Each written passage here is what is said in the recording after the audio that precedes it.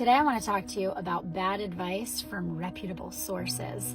So a long time ago, when my book Pray For Them was just a file on my computer, I booked a coaching call with this literary agent who told me in no uncertain terms that nobody wants to read a memoir written by a nobody.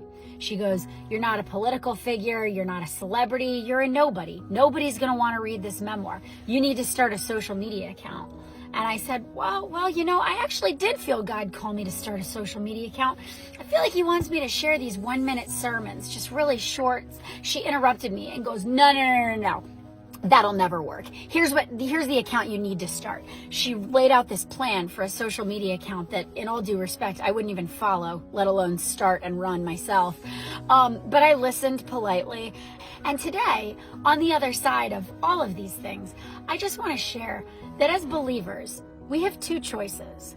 We can believe God or we can believe the world, but we cannot believe both. I had a choice to believe that God called me to make these 1-minute sermons, or I had a chance to believe the world, that nobody would want to listen to that. You can see the fruits from that decision now on the other side of my obedience to that. I felt God call me to write that book. She said, no, that'll never work. Nobody's going to read it. You're a nobody. First of all, the God I serve doesn't make nobodies. Second of all, my book, Pray For Them, through God's grace and his grace alone, because after all, I'm a nobody. My book has now sold copies in 14 different countries. There are hundreds of reviews on Amazon of people loving this book, saying they read it in 3 days, 2 days. One woman read it in one afternoon, which was very impressive because it's a long book. And what I want to share with you is that when you feel God call you to do something, there will be people in this world, sometimes in very reputable positions, sometimes in positions you even paid for, and they're giving you terrible advice. And at the end of the day, we as believers need to make an autonomous decision. Who are we going to follow?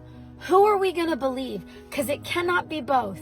And might I give you a note of encouragement as somebody who took wild, insane decisions that I felt God calling me to do. Take the insane, wild path with God, because there are blessings on the other side of it, like each one of you guys, that I can't even explain. Please walk the path with God. Ignore the people in the world, no matter how reputable they may be. That's today's word.